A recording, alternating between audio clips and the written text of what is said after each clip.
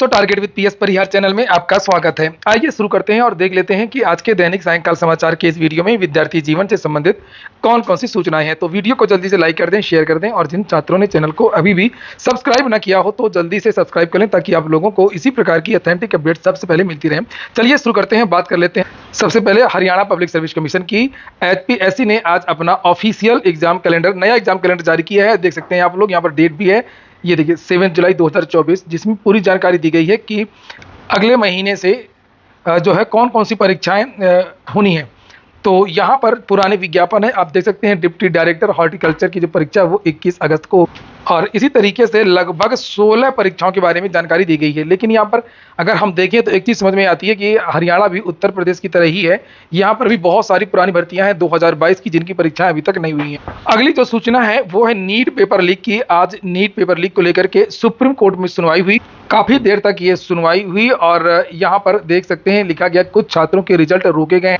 NTA ने यह माना कि पेपर लीक हुआ है। सुप्रीम कोर्ट में वकीलों ने कहा कि टेलीग्राम पर पेपर लीक हुआ था। 2 प्रकार की याचिकाएं थी। एक याचिकाएं ऐसी थी जिसमें यह भी कहा गया था कि इस परीक्षा को रद्द ना किया जाए, और बहुत सारी ऐसी याचिकाएं थी जिनमें यह कहा गया था कि जो विद्यार्थी गलत तरीके से चयनित हुए हैं पेपर लीक के द्वारा या अन्य चीज़ों के द्वारा, उन विद्यार्थियों को चिन्हित करना बहुत मुश्किल है, इसलिए अब इस परीक्षा को रद्द किया जाए। याचिका की सुनवाई 3 जज कर रहे थे, चीफ जस्टिस DY चंद्रचूड़, न्यायमूर्ति JB पारदीवाला और न्यायमूर्ति मनोज मिश्रा की पीठ कुल 38 याचिकाओं पर सुनवाई। सुप्रीम कोर्ट जल्दबाजी में कोई भी निर्णय नहीं देना चाहता है, और लिखा है कि सुनवाई के दौरान DY चंद्रचूड़ ने कहा कि इस फैक्ट को माना जा रहा है कि पेपर लीक हुआ है, लेकिन अभी इस पर विवाद नहीं किया जा सकता है। यह समझना जरूरी है कि पेपर कितना व्यापक लीक हुआ है। सुप्रीम कोर्ट ने जो सवाल पूछे जिनके जवाब देना है, हलफनामा भी मांगा है 10 तारीख तक। यहाँ पर लिखा है कि प्रश्न पत्र कब लीक हुआ, जिस तरीके से पेपर लीक हुआ उसका माध्यम क्या है। यानी कि अगर पेपर लीक हुआ है तो वो ऐसा तो नहीं लीक हो गया है कि बिल्कुल वायरल हो गया हो तो जिससे बहुत ज़्यादा लोग प्रभावित हों। तीसरा ये है कि पेपर लीक और परीक्षा आयोजित होने के समय में कितना अंतर था, कितनी देर पहले लीक हुआ था। और नीचे लिखा है कि इसी के साथ सुप्रीम कोर्ट ने एनटीए और केंद्र सरकार से पूछा है कि क्या संदिग्ध मामलों की पहचान करने के लिए साइबर फोरेंसिक यूनिट या सरकार द्वारा नियोजित किसी एक्सपर्ट एजेंसी के भीतर डाटा एनालिस्ट का उपयोग करना संभव है। यानी कि सुप्रीम कोर्ट ये पता लगाना चाहता है कि आखिरकार ये जो पेपर लीक है वो कितना वायरल हुआ है, ये पता लगाने की कोशिश सुप्रीम कोर्ट कर रहा है। एनटीए ने अपना पक्ष रखा, बिहार पुलिस ने अपना पक्ष रखा, सीबीआई ने अपना पक्ष रखा, याचिकाकर्ता के वकीलों ने अपना पक्ष रखा। और आज एनटीए ने कहा कि ऐसा प्रतीत होता है कि यह सबसे छोटे स्तर पर हुआ है। वे दोनों बातें कह रहे हैं। उनका कहना है कि सीबीआई जांच कर रही है। पटना, दिल्ली, राजस्थान, गुजरात, महाराष्ट्र, झारखंड में 6 FIR दर्ज हैं। सुप्रीम कोर्ट अब इस मामले की जो सुनवाई है वो 11 जुलाई को करेगी, और लिखा कोर्ट ने बुधवार 10 जुलाई की शाम 5 बजे तक एनटीए, केंद्र सरकार और सीबीआई को मामले में हलफनामा पेश करने को कहा है। कोर्ट ने एनटीए से उन उम्मीदवारों को पहचान करने को लेकर को भी कहा है जिन्हें नीट यूजी पेपर लीक से फायदा हुआ है। सबसे बड़ी बात यही है कि ये पता कैसे चलेगा। सुप्रीम कोर्ट ने एनटीए से उन केंद्रों, शहरों की पहचान करने को भी कहा है जहां पेपर लीक हुआ है। सुप्रीम कोर्ट के जो चीफ जस्टिस हैं उन्होंने पूछा कि मान लें कि सरकार परीक्षा रद्द नहीं करेगी, लेकिन पेपर लीक करने वालों की पहचान करने के लिए क्या करेगी, क्योंकि जो हुआ उसे हमें नकारना नहीं चाहिए। ऐसा कैसे है कि पेपर जो लीक हुआ है और सरकार परीक्षा रद्द नहीं करेगी, तो सुप्रीम कोर्ट फिर क्या करेगी।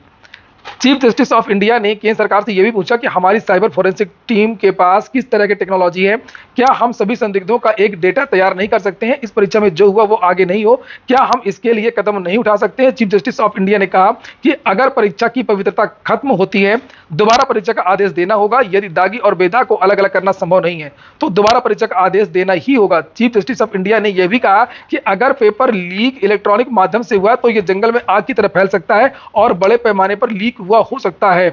तो देखिए सुप्रीम कोर्ट है वो बहुत ही सोच विचार करके सबको संतुष्ट करके ही निर्णय देगा। तो देखते हैं कि आखिरकार 11 तारीख को क्या निर्णय आता है। उम्मीद है कि निर्णय आ जाएगा। और अगली जो सूचना है वो है लेखपाल भर्ती की। लेखपाल भर्ती ज्वाइनिंग का रास्ता साफ।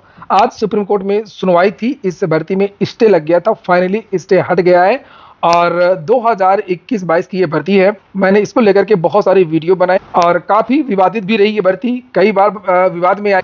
कभी पेपर लीक को लेकर के, कभी 15,000 संदिग्ध को लेकर के, कभी आंसर की को लेकर के, कभी ज्वाइनिंग को लेकर के। तो फिलहाल सुप्रीम कोर्ट से रास्ता ये साफ हो गया इसका, और 10 तारीख को इन विद्यार्थियों को मुख्यमंत्री जी के द्वारा नियुक्ति पत्र प्रदान किया जाएगा।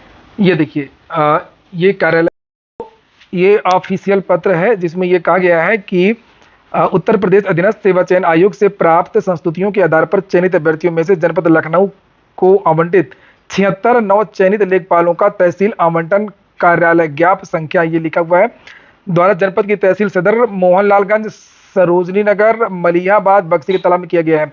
उक्त चयनित लेखपालों को 10 जुलाई को नियुक्ति पत्र प्रदान किया जाना है। अतः सभी नवचयनित लेखपाल पूर्व में बताए गए ड्रेस कोड के अनुसार जिलाधिकारी कार्यालय में 10 जुलाई 2024 को प्रातः 8 बजे उपस्थित होंगे। वहां से उन्हें कार्यक्रम स्थल तक ले जाया जाएगा। तो लखनऊ का ये नोटिस है। इसी तरीके से जो बाकी के अलग अलग जिलों के जो विद्यार्थी हैं उनके जनपद में नियुक्ति पत्र प्रदान किया जाएगा। तो वो दिन आ गया जिसका ये विद्यार्थी इंतजार कर रहे थे। और अगली जो सूचना है आरक्षण को लेकर के है, रिजर्वेशन को लेकर के है। 69,000 शिक्षक भर्ती, देखिए कितनी पुरानी भर्ती है, इसमें कितने सारे विवाद रहे। और सबसे ज़्यादा जो विवाद होते हैं चाहे वो कोई भी भर्ती हो वो आरक्षण को लेकर के होता है। और इसमें लोग संतुष्ट होते ही नहीं और बहुत सारी कमियां भी रहती हैं। अनेक प्रकार का रिजर्वेशन, क्षैतिज आरक्षण, ऊर्ध्वाधर आरक्षण, महिला आरक्षण, SC आरक्षण, ST आरक्षण और अब EWS भी आ गया है। तो यहाँ पर विद्यार्थियों का ये कहना है कि ये भर्ती 2018-19 की है और इस भर्ती में EWS आरक्षण रिजर्वेशन लागू नहीं किया गया है। जबकि इससे पहले की भर्तियां, बहुत सारी ऐसी भर्तियां थीं जिनमें UPSSC की आपने देखा होगा जिसमें EWS को फॉलो किया गया है, उसको जोड़ा गया है। लेकिन 69,000 शिक्षक भर्ती में EWS रिजर्वेशन दिया ही नहीं गया है, कोई कॉलम ही नहीं था। और वहीं पर 69,000 शिक्षक भर्ती में आरक्षण का एक और मामला है, OBC SC ST वाला आरक्षण, एक वो भी विवाद चल रहा है कोर्ट में। तो आज इस केस की सुनवाई हुई, ये EWS को लेकर ये स्पेशल अपील है जिसे आप लोग यहाँ पर देख सकते हैं। कोर्ट नंबर 27 में आज काफी देर तक बहस हुई। ये पिटिशनर है कुमारी संगीता भदौरिया एंड अनदर और प्रवीण सिंह। और सुनवाई के बाद में फिर से जो है वो डेट दे दी गई है 5 अगस्त की, जैसा कि ये विद्यार्थियों ने भेजा है। और लिखा है कि 69,000 EWS आरक्षण पर लगभग आज 1.5 घंटे की मैराथन बहस हुई।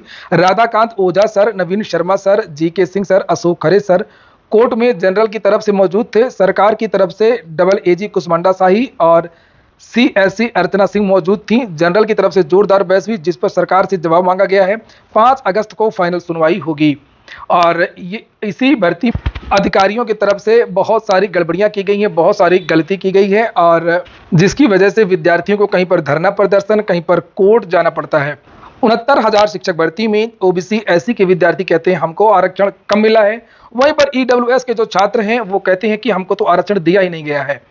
और कोर्ट है कि दोनों के मामले कोर्ट में चल रहे हैं और दोनों मामले लटके हुए हैं।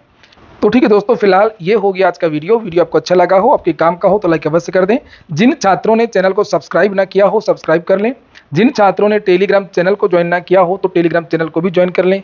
पूरा वीडियो सुनने के लिए बहुत बहुत धन्यवाद।